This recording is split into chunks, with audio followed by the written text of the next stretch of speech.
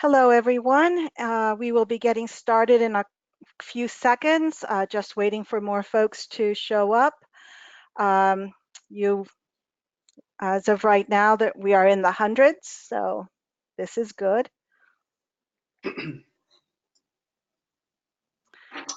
And I am just going to greet everybody, and I'm going to go off camera.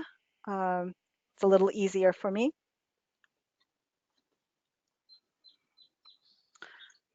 Okay. Let us get started. Greetings, everyone. My name is Pas Artaza-Regan. I'm the program manager at Catholic Climate Covenant, and I'll be moderating today's webinar. We're delighted that you're joining us for this webinar, the Laudato Si at 4, Momentum is Building in the U.S. Catholic Church. June 18th marks the 4th anniversary of Laudato Si, and we scheduled this webinar cognizant that we needed to find a way to mark and celebrate the occasion and to help all of us draw energy and inspiration from the wonderful creation care-centered programs and activities that are happening in the U.S. Catholic Church. Some important information before we really get started, and it's what we call our housekeeping slide. The video is being recorded, and we will be sending you a link to the recording within the next couple of days. There's be a Q&A session after all 3 presentations. You may submit your questions by writing them in the question box on the inside that control panel to the side. You may wish to indicate who the question is directed to, if it's Brian, Sister Sheila, Jose, or all 3. If you have audio issues, it is most likely due to your Wi-Fi connection. You can try connecting via the phone for better audio. You can go to webinar, makes it easy. You go to the little audio section, little icon there, and it gives you the instructions of how to switch to a phone call. And it'll give you all the directions of who to call, what number to call, and your PIN number. As always, we get started by centering ourselves in prayer. And for this webinar, I have chosen the Pope Francis's A Prayer for Our Earth that is at the end of Laudato Si. So if we would take a moment to center ourselves and remember we are in the presence of God. O powerful God, you are present in the whole universe and in the smallest of your creatures. You embrace with your tenderness all that exists. Pour out upon us the power of your love, that we may protect life and beauty. Fill us with peace, that we may live as brothers and sisters, harming no one. O God of the poor, help us to rescue the abandoned and forgotten of this earth, so precious in your eyes. Bring healing to our lives, that we may protect the world and not prey on it, or that we may sow beauty, not pollution and destruction. Touch the hearts of those who look only for gain at the expense of the poor and the earth. Teach us to discover the worth of each thing, to be filled with awe and contemplation, to recognize that we are profoundly united with every creature as we journey towards your infinite light. We thank you for being with us each day. Encourage us, we pray, in our struggle for justice, love, and peace. Amen. As we get started, I'd like to introduce our 3 presenters. And I want to give a very special thanks to Brian and Sister Sheila and Jose for agreeing to present today. Brian is a staff writer for the National Catholic Reporter, and he's been that for over 7 years, where he's extensively covered environmental issues from a Catholic perspective, including the lead up and aftermath of the first papal encyclical, Laudato Si. He's received numerous awards for his coverage, especially an award for the coverage of the Laudato Si encyclical. Most recently, he's the lead reporter for a new NCR project called Our Common Home, which explores the role of faith and religion in responding to climate change. Brian will be helping us today to see the big picture of what's happening in the U.S. Catholic Church on creation care issues. Speaking next will be Sister Sheila Kinsey, who will focus on activities and programs of U.S. women religious. We wish to highlight these efforts because the sisters have been active for many years on creation care and are the true leaders on this issue. Sister Kinsey is a member of the Franciscan Sisters, Daughters of the Sacred Hearts of Jesus and Mary, a member of the province of St. Clair known as the Wheaton Franciscans, and is the executive co-secretary of the Justice, Peace, and Integrity of Creation Commission of the Union of Superior Generals and the International Union of Superior Generals. She's actively involved in issues related to poverty, human rights, refugees, migrants, anti-trafficking, peace building, environment, sexual abuse, and collaboration, and currently serves as the coordinator of the UISG campaign, Sowing Hope for the Planet. Wrapping up the presentations will be Jose Aguto, who is the Covenant's Associate Director, and he leads the Covenant's advocacy and outreach efforts. Brian, you may get us started. Great, thank you. And thank you for having me today. So as Paz just said, I've been asked to kind of give the big picture view of what's been happening in the US Church since Laudato Si. So I think we can kind of start with saying that we know that before Laudato Si, which was released in June 2015, that the Catholic Church, there was a lot of activities that were already taking place, which includes a lot of things that women religious have been doing, which Sister Sheila will talk about, I'm sure, after this. But we know the parishes have been installing solar panels before that. They've been looking at ways to reduce waste.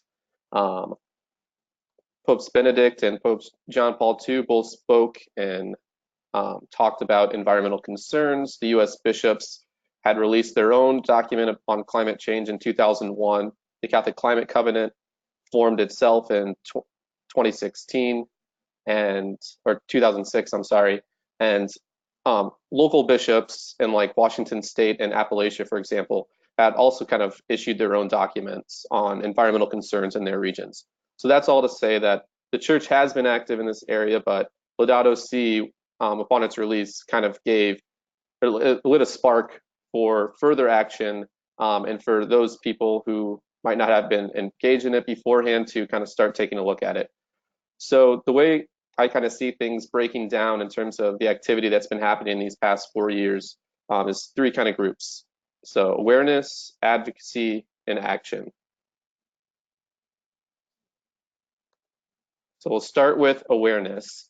And a big thing has been conferences. So a number of Catholic universities have held conferences over these past 4 years, as well as parishes who have had different events and things like that, all attempting to dissect the encyclical and its messaging and kind of what that means for Catholics going forward.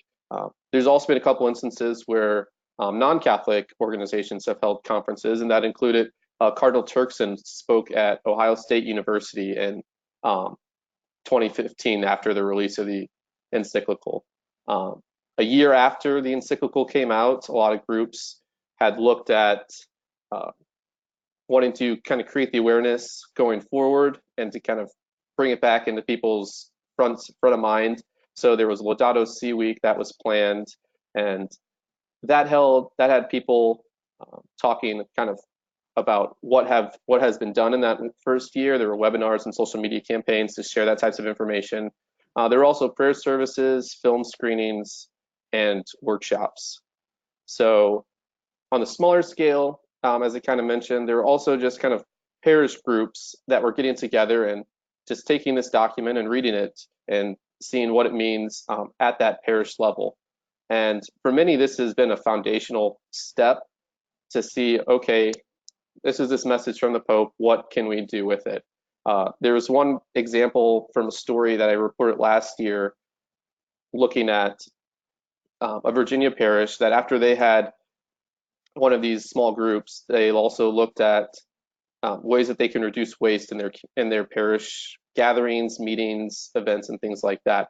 So they ended up purchasing a set of reusable dishes. They use professional grade dishwasher to take care of them, and have even gone through assigning different groups at the parish for dishwashing duties for different events. So one of the things I think that has been most interesting on kind of this awareness front, and it's also kind of an action step too, is a textbook that was put out by Loyola University Chicago. There was a theologian and biology professor who co-edited this electronic textbook called Healing Earth, which you see kind of pictured here. And this was an example of an idea that had existed before Laudato Si was released, but once it was, they were able to incorporate its messages and ideas into this textbook. And it's a textbook that's primarily geared towards high school classrooms, but it's also been used with entry or kind of intro courses in college. And there's also been instances where parishes or other types of groups have used it as well. And there's chapters on biodiversity, natural resources, energy, water, and climate change. And since it is an e-textbook, it's available to people around the world. And even better, it is being offered for free. So I thought that was a really interesting example. And I spoke with a teacher at Cristo Rey Atlanta Jesuit High School who had used this textbook in his classrooms, in his environmental science classes. And he said that it had helped initiate a lot of discussion related to ethics and spirituality that were dimensions that really weren't present in classroom discussions of environmental science beforehand. And one of the things that he said was that the students really get into it, and sometimes I have a hard time trying to pry them away from these discussions. So that's an example where this is really kind of engaging students and young people on this issue and in this papal document. So moving on to, oh, one second.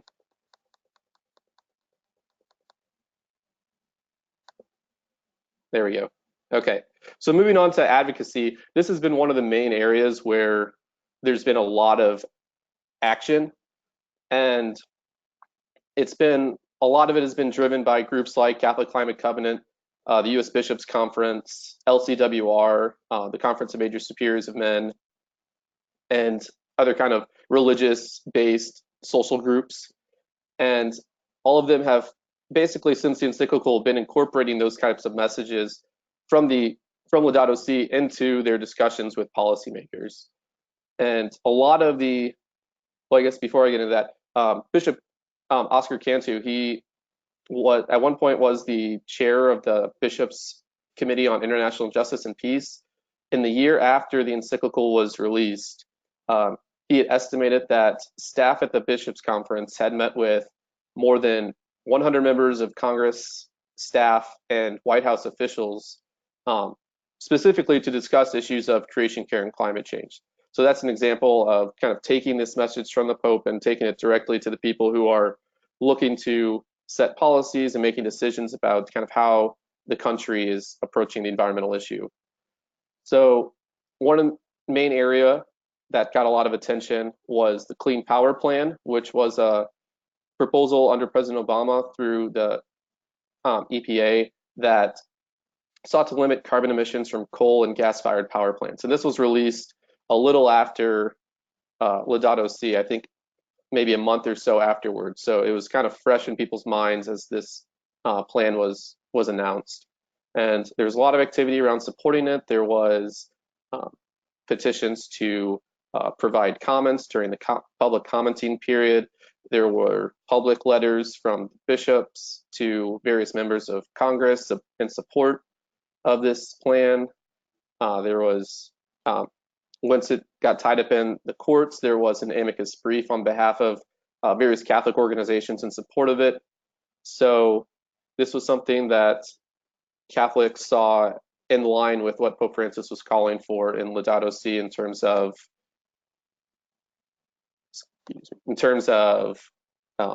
reducing emissions and what's necessary in that regard.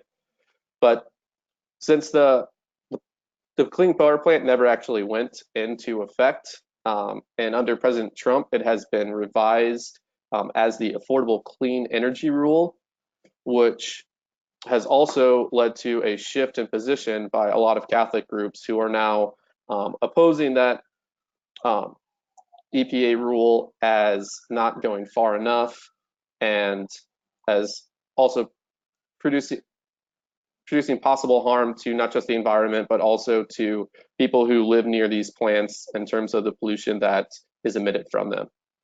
So other areas for advocacy we've seen on the Paris Agreement, both in support of its adoption and now efforts to keep the U.S. within that deal.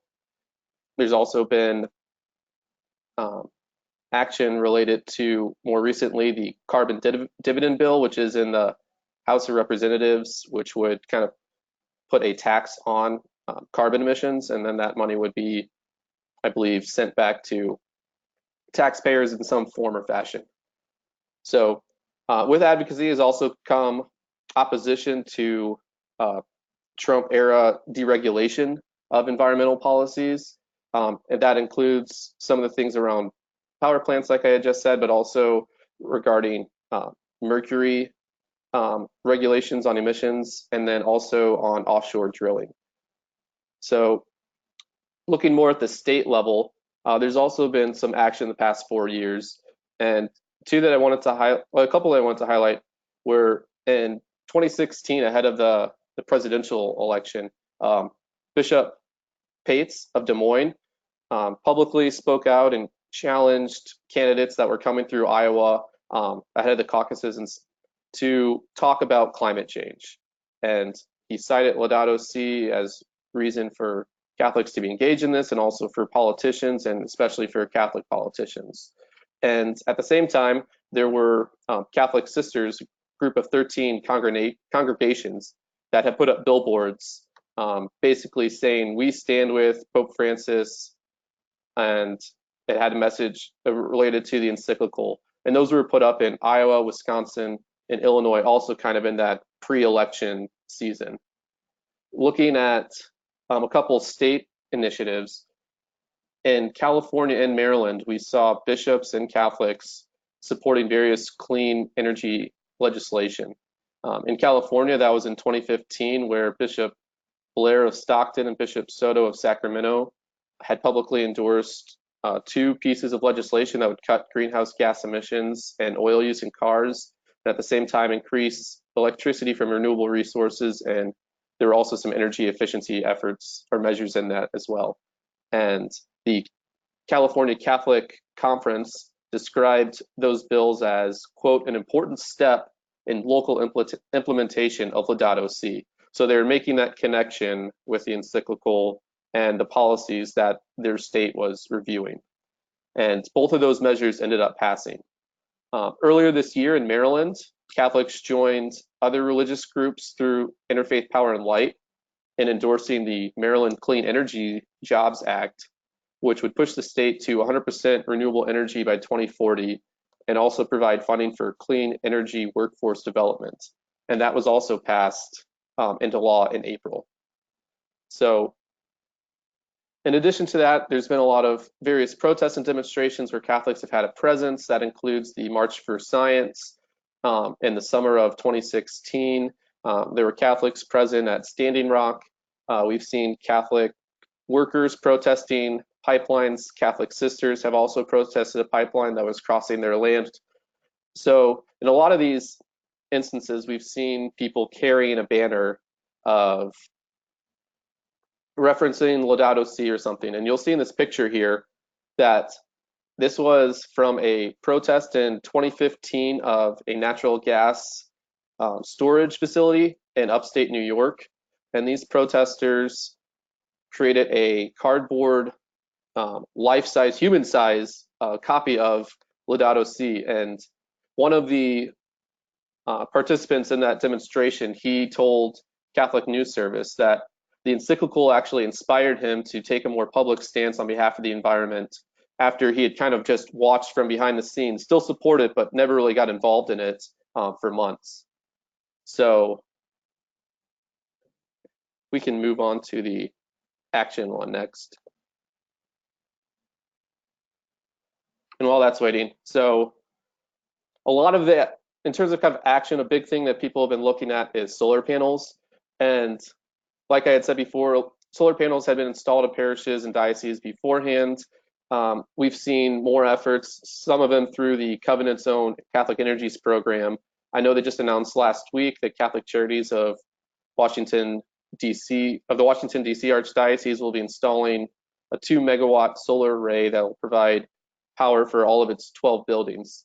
Other dioceses that have installed solar panels include Tucson, Arizona, Honolulu, multiple dioceses in California, Louisville, Kentucky, and the Boston Archdiocese. And the Boston Archdiocese, I would say, also did something kind of unique last year as well, where they issued a joint statement with other religious groups in the area and with the Woods Hold Research Center, which is one of the top climate science centers in the world, basically kind of saying together as faith leaders and science leaders, we recognize climate change is a problem, and we're pledging to kind of work in a coalition to find new ways that we can work together in addressing this. So I think that is something that I'm interested in following up with as things kind of move forward. We know, I'll just kind of briefly hit on this, the Catholic Climate Declaration that was put together by the Catholic Climate Covenant. Nearly 800 organizations signed on to this. That's basically a pledge to support the Paris Agreement, support the U.S. remaining in the Paris Agreement, and also finding ways to fulfill in their own way, the U.S. pledge under that deal. So one of the ways that we've seen that is kind of through Catholic hospitals, which earlier this year I highlighted two West Coast health systems, Providence St. Joseph and Dignity Health. Both have set up goals to reduce greenhouse gas emissions and their energy use in the next couple decades.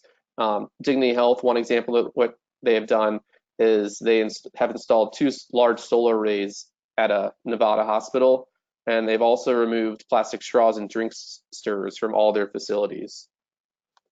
Waste reduction has been a big thing.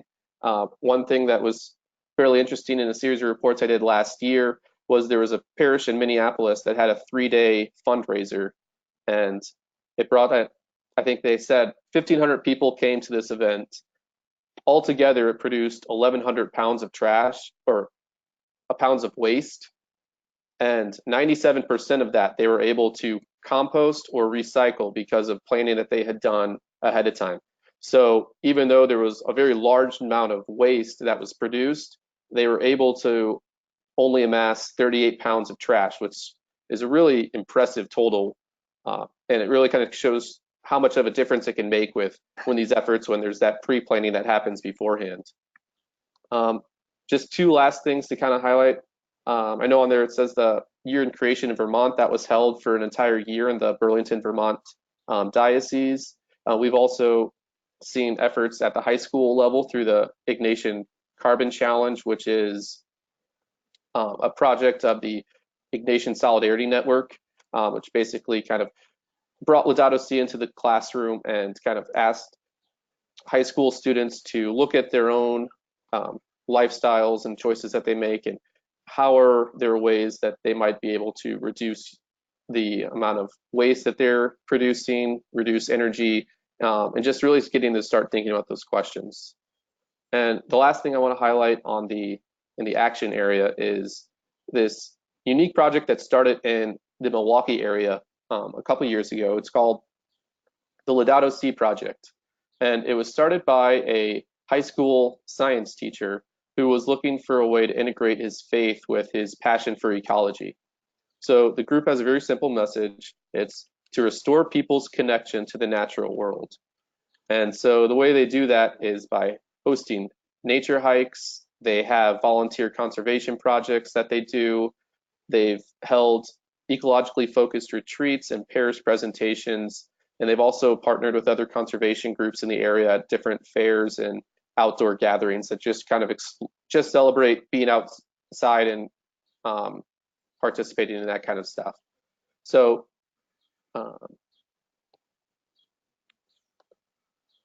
finally, just kind of takeaways on this. just kind of summarizing, it was clear there was a lot of action before Laudato Si, but it has really provided more energy and motivation for Catholics to engage this area of their faith and to find kind of tangible ways to put that message from Pope Francis into action. One thing that is missing is what I like to call pace and scale. So there's all of this stuff happening, but and this just isn't within the U.S. church, it's also in the United States in general, within the government, within corporations and everything like that, where the amount of effort that's being put forward right now is impressive, but it's also not at the level that scientists have indicated is necessary to hold global warming to 1.5 degrees Celsius, which is the point that they say that the most risks associated with climate change can be avoided. So again, the Catholic Church isn't the only one that's in this area, but it's why also many people kind of continue to point to the potential that the church has, especially having such a large presence around the country and in different communities to really become a bigger leader on climate change. And then the last thing I'll just mention is the Our Common Home project that we had talked about. And this is just a renewed effort by NCR to really continue our climate change coverage and kind of see how faith groups are engaging in this. And I always welcome any kind of additional tips or ideas that people might have. On the previous slide, there is my contact information. You can check out the series here, or that's kind of a long URL. You can also just type NCR Our Common Home into Google, and that'll pull things up too. So that's what I have. Thank you, Brian. Going to move on. We are a few minutes over, so our Q&A might be a little tight. Do send your questions though, and we will get answers even if it is after the webinar. Sister Sheila, if you would like to get started. Thank you very much. I'm just delighted to be able to share with everyone the campaign that we have been doing through UISG. That's the Union of Superior Generals for leaders throughout the globe. That's about 2,000 of them and about 600,000 sisters. And for this webinar, I want to really focus on what's been happening in the United States. So this has been a year-long effort. So Sowing Hope for the Planet has been our theme, and it's a project which we want every sister whose congregation is a member of UISG to be provided with an opportunity to make a difference. So to know an issue well enough that they can do something on their own to really contribute to the betterment of our common home. And Pope Francis has really underlined this really important statement, and that is, you know, everything is connected. And we want to make sure that we look at both a personal and a communal conversion that we're being called to do. So this is kind of the journey that we've been sharing throughout this year that I'm showing you at this time. The slides are not quite working here. When we speak about the environment, then what we really are talking about is relationship. That's really key between nature and everyone that lives in it. That's all of creation. And so we can see how we care for the earth, how fruitful it can be, but also what can be destructive. So let's see the next one. So it's very important for us to really look at the cry of the earth and the cry of the poor. So the challenge that we have sisters have had is how can we integrate that into what it is that we're about to make that message really loud and clear.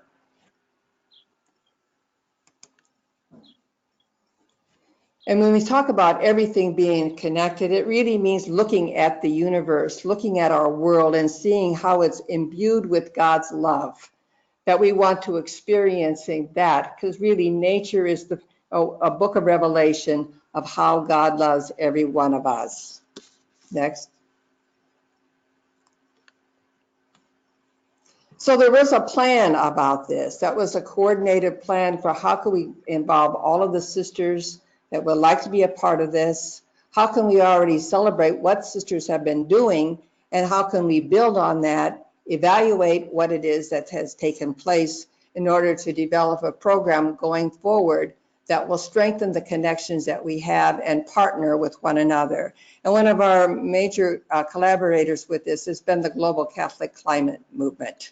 They've been partners with us throughout this whole effort. Next. So we had 5 webinars, and in this webinar, there were opportunities to gain some more information and to really share with one another how with Laudato Si, everything is really interconnected. And that saving our common home also is concerned about the future generations, the Laudato Si generations. What are we leaving to those that are coming behind us? And to become inspired by actions and love as different stories were being told, some examples were given about how people were actually doing things that were really important.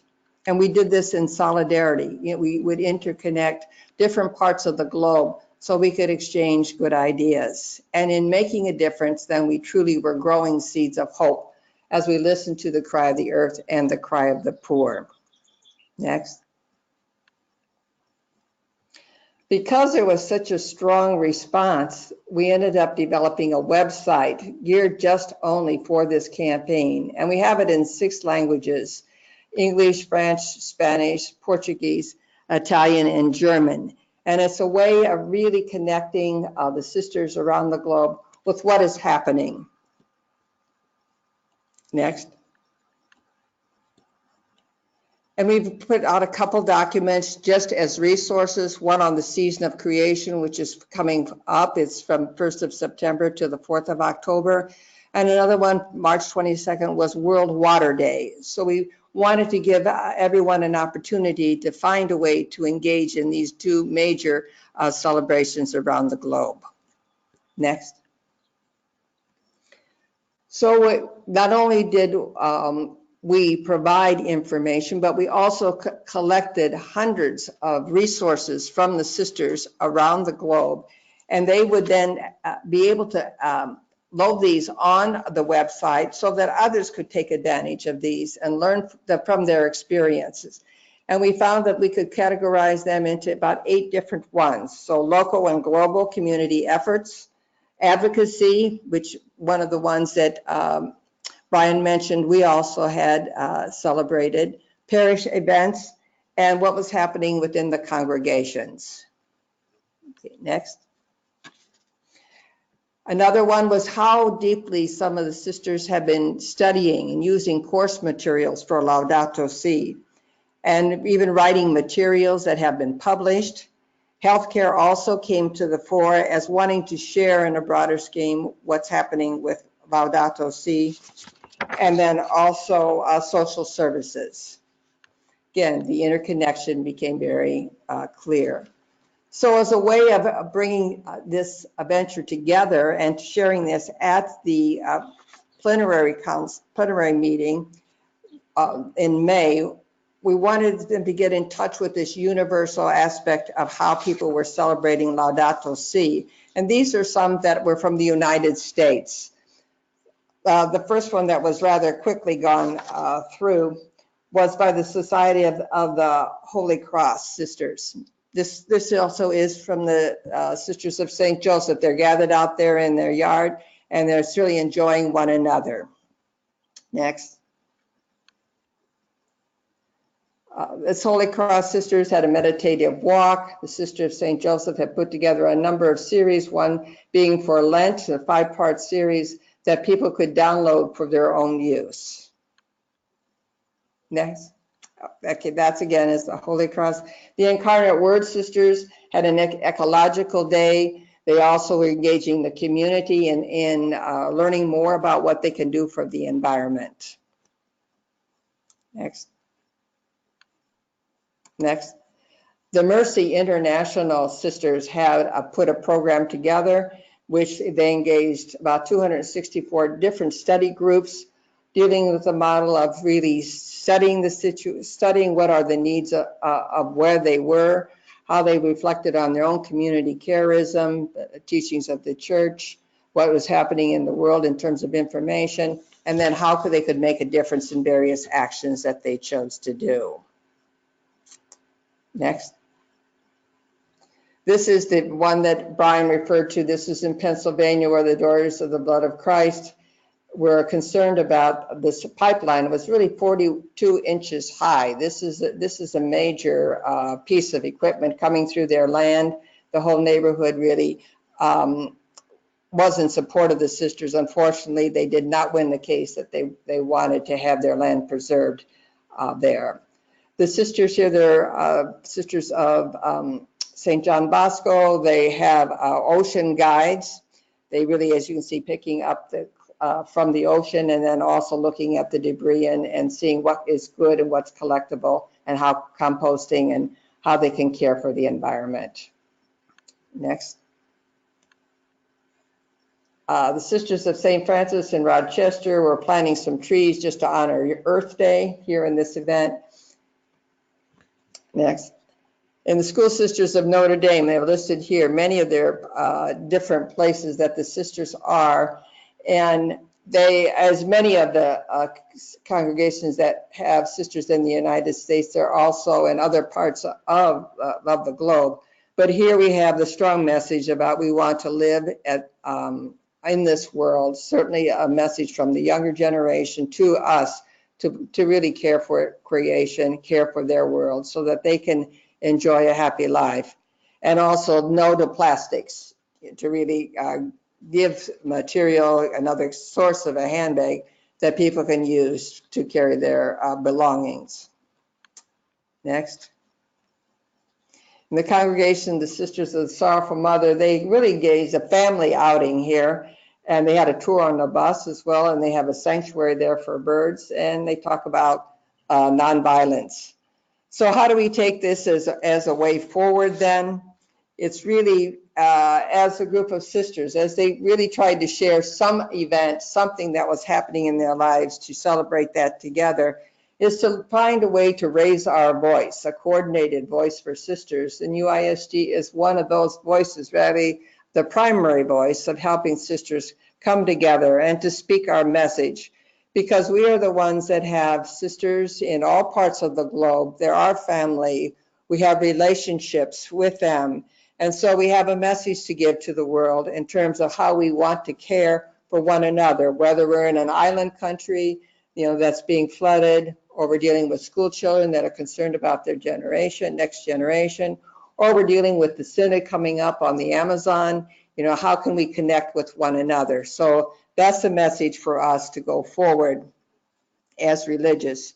And in a summary in the next slide then, a commitment that really came out of the UISG meeting in May was to both personal and communal conversion, to move forward together in an orchestrated and coordinated response, listening to the cry of the earth and the cry of the poor, to go forth as instruments of prophetic hope in the heart of the world.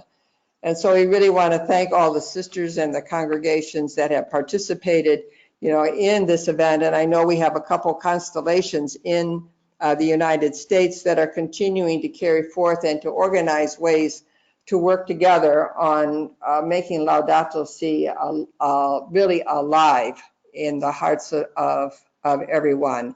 And we hope that we can carry that forward, not only with our own religious communities, but also wherever we are, whatever institutions that we have, and then connect those efforts to, a global perspective, which is really so important. And the last slide. And so we have on here the website, so sisters could please join. There are many resources that people can use. The video that I only showed you part of is available on YouTube, and it's available in the 6 languages that I spoke of, as well as in subtitles, and subtitles also in Japanese and Arabic. So thank you for letting us shine a light on Laudato Si and how it's really sowing hope in many places of the world. So thank you for letting me share this. Thank you, Sister Sheila. This was very informative. I think everybody's going to be interested in going to this website. I will also include in the follow-up email the information on the video, so folks have the direct link.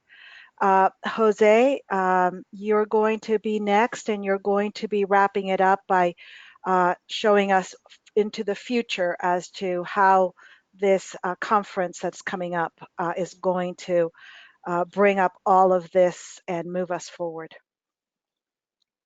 Thank you so much, Paz. I'm blessed to be with you and delighted and hope that I have a substantive path forward in light of what Brian said, asking all of us to amp up the pace and scale of our efforts in order to address the climate crisis.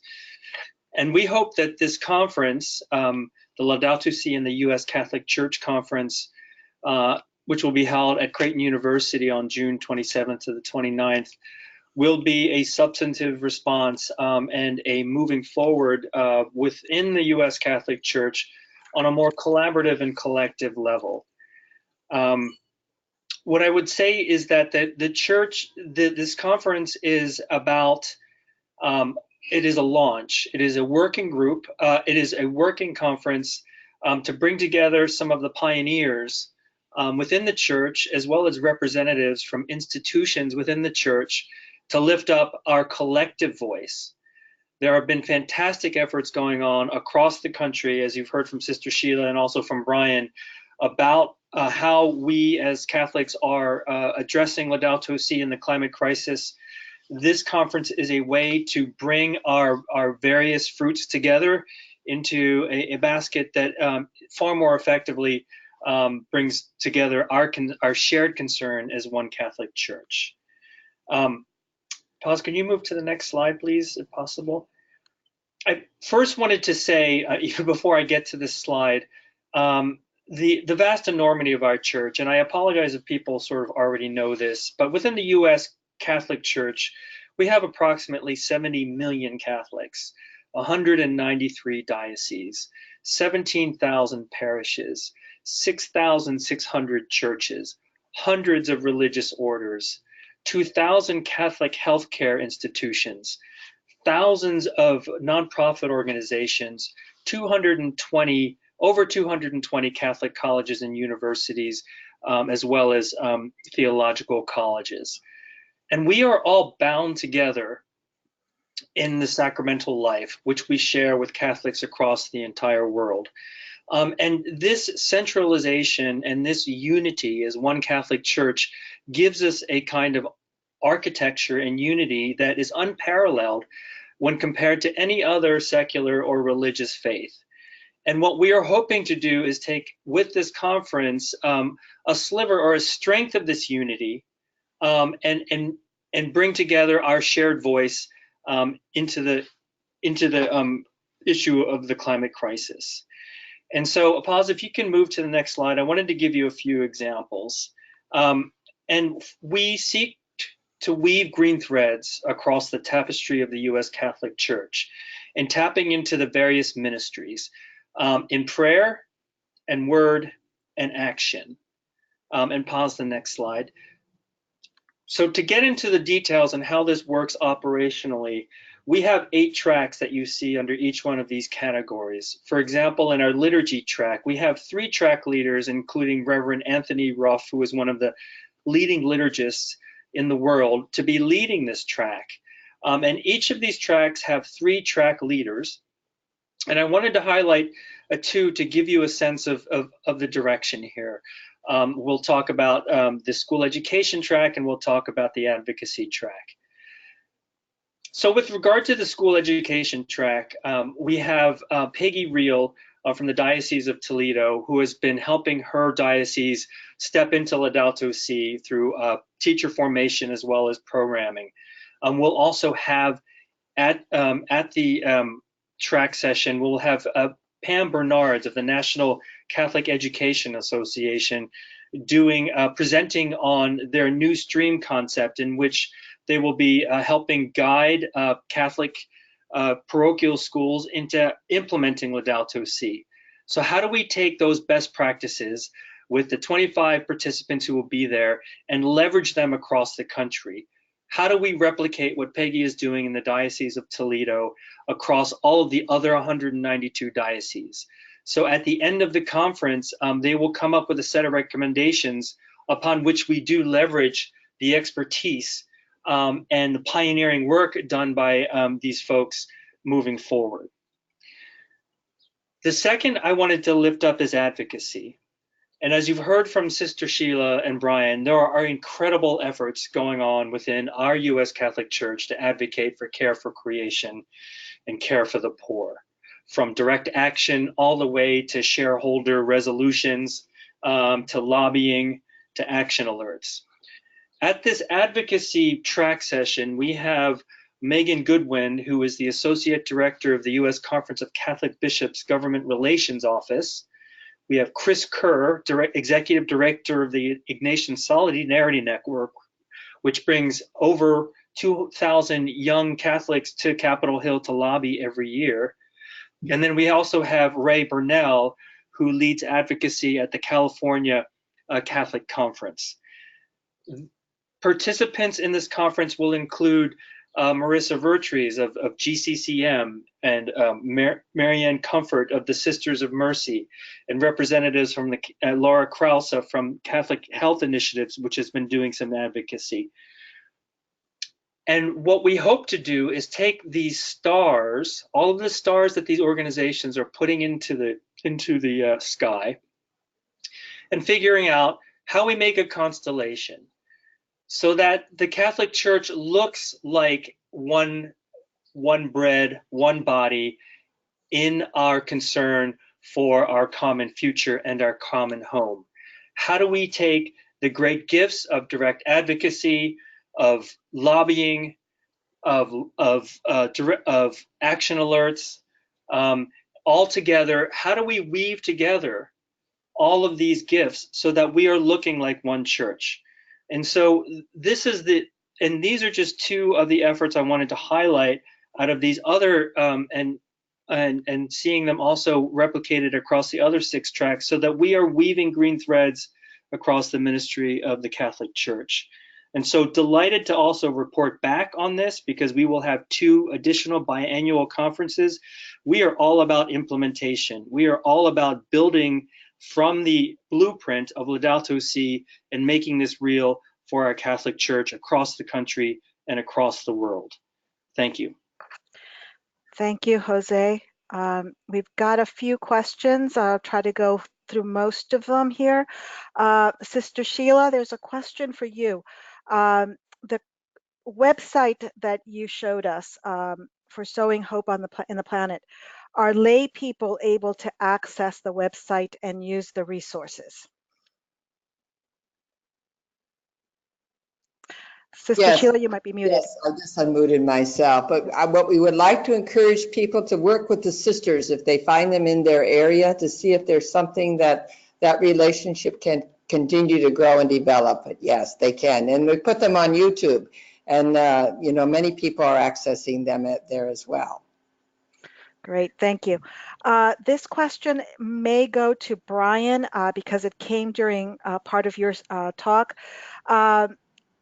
Do you have a concrete kind of like example of where the U.S. bishops had suggested to incorporate Laudato Si in economic and political justice issues? I don't know if nothing's coming off the top of my head in Okay. terms of Jose, do you know any example where they've done that, where they've asked like homilies to be said where Laudato Si incorporates economic, environmental justice? I'm not directly familiar. I'm sorry. I can jump in. Like there's been a couple instances where different dioceses or parishes have had green masses. So that's, I guess, one area where we're at least kind of talking about it liturgy, maybe some things around the season of creation. I'm not sure if there's been a ton of bishops. I want to say the Bishop of Fall River may have had some kind of ask a while ago of kind of parishes recognizing at least September 1st, the feast day of the prayer for creation. So I would say maybe that. Okay, thanks. Jose, this is a question about the conference, the Creighton conference. Will any of the conference be live streamed? The keynote addresses and the plenary addresses will be videotaped, but not live. Videotaped, so not live stream, but recorded. And for those that are interested, we will have a follow-up webinar in July to sort of give you what came out of Creighton and what's going to be happening. And we'll be able to give you all the info for these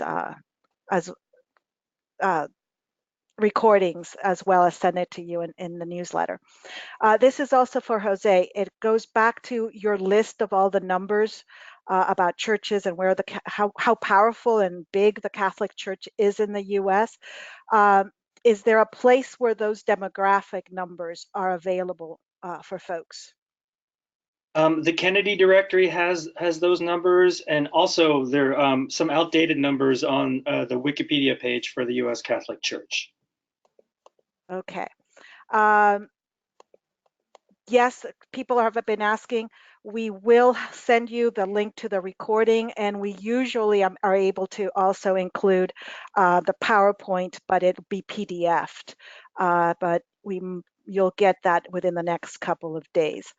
Brian, where can they find more info about the Laudato Si project you mentioned, which is the Common Home, I believe, the one you want to go back and tell folks more info about that? Our Common Home is the reporting project. So if you go to NCR online and you search for Our Common Home, you'll be able to access those stories. You can also, like I said, Google NCR, Our Common Home, and it should pop up right there at the top. Great, thanks. Jose, could you give a little bit of information about the conference in 21 and 23? I'm pretty sure that we will be planning those after this one, but if you know of anything, will it still be probably in the summer of those years? And how will people, it's still also going to be by invitation and things like that? I couldn't tell you. This is our inaugural conference and the Covenant's first ever conference, so I couldn't share with you those details. Yeah, we got interest of people wanting to attend in the future, so we will try to keep you all informed as we plan. This question is a little tricky, and it might start with Brian. There's a lot of evidence that some Catholic media vigorously deny climate change. Relevant Radio, for example, has been doing promoting anti-climate change programming. So the question is, how do we do some more counteracting of that kind of anti-climate change denial within Catholic media? That's a great question. I think an important maybe first step is just kind of identifying those sources that are talking credibly about climate change and about the science that is behind it, and maybe seeking those out, sharing their reports. As far as kind of countering what others might be doing, that's kind of a tricky thing. It's kind of, I guess, their editorial choice and how they want to approach it. But I know Catholic News Service has done a fairly good job of reporting on the environmental issues, better than a fairly good job. So I would just kind of maybe direct you towards those news outlets that are reporting it in an honest and accurate way. Great. One person has gone and searched Our Common Home under NCR online and could not get the stories that were mentioned. Is there another way for them to get to your now I'm going to include your website in the follow-up email for folks. Maybe that would be the easiest thing to do. to include that link? Yeah, I would think so. And I mean, if you want, I can also maybe put together a resource of different stories that were kind of mentioned here that if people might be interested in something like that, I'd be happy to do that as well. Okay, and if you can get that to me by tomorrow afternoon, because that's probably when the email will go out, Sure. if not Thursday afternoon. There's a good comment here that we should also raise up what Catholic Relief Services has been doing, especially the CCGP initiative, Catholic Confront Global Poverty, which is a global advocacy call to action, and that is available within the CRS resources website. So I wanted to bring that one up. This question here is for Brian and Jose. Okay, it's a good question, and I think, Jose, we might have to rely on you on this one to maybe get us information from Catholic Energies. It is looking at, has anyone ever estimated the total solar energy generation potential of all roof area under control of the U.S. Catholic Church? And I think it is, I'm trying to remember, the Goodlands project that is trying to do that sort of thing. Jose? That's correct, Paz. You actually answered the question, and we can get more details on that to you later, if that's okay. Yeah, I'll try to incorporate that in the follow-up email and give you info on that. They're really doing the mapping of all U.S. Catholic properties and seeing how to make them more sustainable by looking at their potential for solar and looking for the potential for other ways of sustainability. Do you include nominee? Brian, this is a question for you regarding the feature series. Do you need to include in zero? Oh no, this is, do you need to include the word feature series when you're looking for these stories? On our search field, you shouldn't have to, but I will admit that that URL that was on that slide is a little wordy. So Okay. again, I think the easiest way is if we would be able to kind of drop a link, or is there a way I can drop a link right now? Pause. Yes, if you can put it in that section that says questions and send it to everyone. I will do that right now. Okay. And this last question, I think it'll be, do any of the three of you, have any of you heard about the World Congress on Catholic Education that just concluded at Fordham? And Laudato Si was a focus at that conference. Anybody know about it? I think I had heard mention of it, but I haven't been able to take a quick or a deeper look at it. But that'd be interesting. And also noting that the National Catholic Education Association is coming out with a white paper that will really help guide U.S. Catholic parochial schools on how to implement Laudato Si, both in the theology as well as in their science programming. Okay. We did get a question here about some good Twitter feeds to keep track of what Catholics are doing regarding climate change. I know that hashtag Laudato Si is one. Brian, do you know of any others? Sister Sheila, do you know of any Twitter feed hashtags? I think the Catholic Climate Covenant, Global Catholic Climate Movement would both be good ones to follow. Ignatian Solidarity Network also tweets out a lot of their action as well. Yeah, thanks. Sister Sheila, do the sisters have any Twitter activity? Anyway, UISG has one, yes. And some of the, yes, but I couldn't tell you exactly what that is. Yeah, I'm not on Twitter, so that is an area that I'm quite not connected to.